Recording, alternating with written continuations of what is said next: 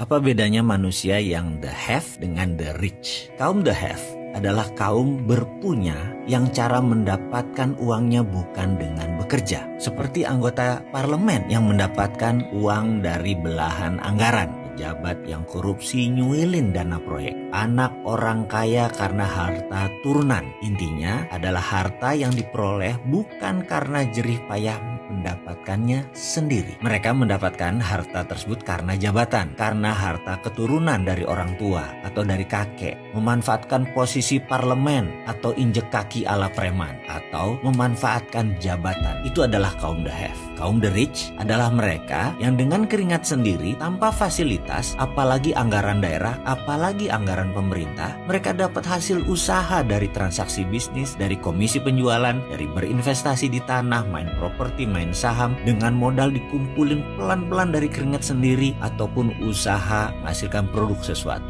menghasilkan barang produksi yang menguntungkan. Coba sekarang kita lihat diri kita pada saat ini. Coba kita audit diri kita. Misalnya, rumah yang kita tinggali, kendaraan yang kita pakai. Adakah kontribusi orang tua kita? Adakah dikarenakan sewaktu menjabat kita menerima sesuatu dalam tanda petik? Atau anggaran perusahaan, anggaran pemerintah, anggaran proyek yang kita mainkan sehingga sebagian dibelah-belah masuk ke kantong sendiri atau masuk ke kelompok kita? Atau kita dapat dari komisi penjualan, dari hasil usaha, dari keringat sebagai karyawan, dari menabung, dari berinvestasi, atau dari membuka usaha sendiri. Saya yakin setelah kita mengaudit singkat, kita sudah bisa menentukan kita masuk kaum the have atau kaum the rich. Kita tidak perlu bahas berapa digit harta kita. Itu tidak diperlukan. Kita hanya ingin memastikan bahwa jika dengan jujur kita menghitung harta kita bisa tahu di mana posisi kita. Apakah sekali lagi kita the have atau the rich? Kalau kita the have, cepet-cepet deh pindah ke golongan the rich. Karena setahu pengalaman saya pribadi, seberapapun besar aset Anda saat ini, kalau Anda didapatkannya dari the have,